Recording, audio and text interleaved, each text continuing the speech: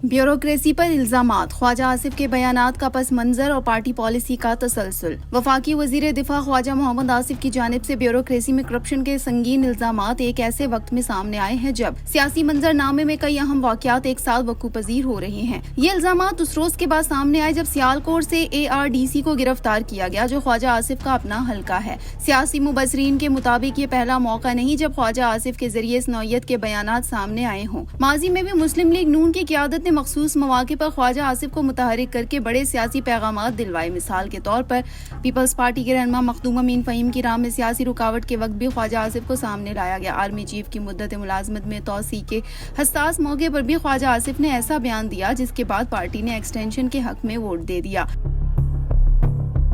तज्जियाकारों का कहना है कि इस बार भी ब्यूरोक्रेसी पर इल्जामात ऐसे मौके पर आए हैं जब खुद पार्टी के अंदर और बाहर कई मामलात ज़ेरे बहस हैं। खास तौर पर सियालकोट की गिरफ्तारी के बाद ये सवाल उठ रहा है कि क्या ये बयान एक मंसूबाबंदी का हिस्सा है या महज ज़ाती राय।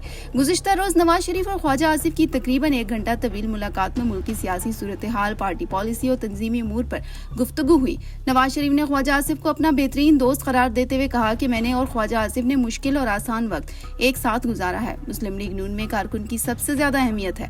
ख्वाजा आसिफ ने भी नवाज शरीफ की सियासी बसीरत को सराहते हुए कहा कि मुल्क को डिफॉल्ट से निकालने के लिए कुर्बानियां दी हैं और ये सफर आगे भी जारी रहेगा। सियासी हलकों का मानना है कि ब्यूरोक्रेसी पर इल्जामात और सियालकोट गिरफ्तारी का वक्त एक दूसरे से जुड़ा हुआ है और आने वाले दिनों में ये मौजूद सियासी मंजरनामे में मजीद गर्माहट पैदा करेगा।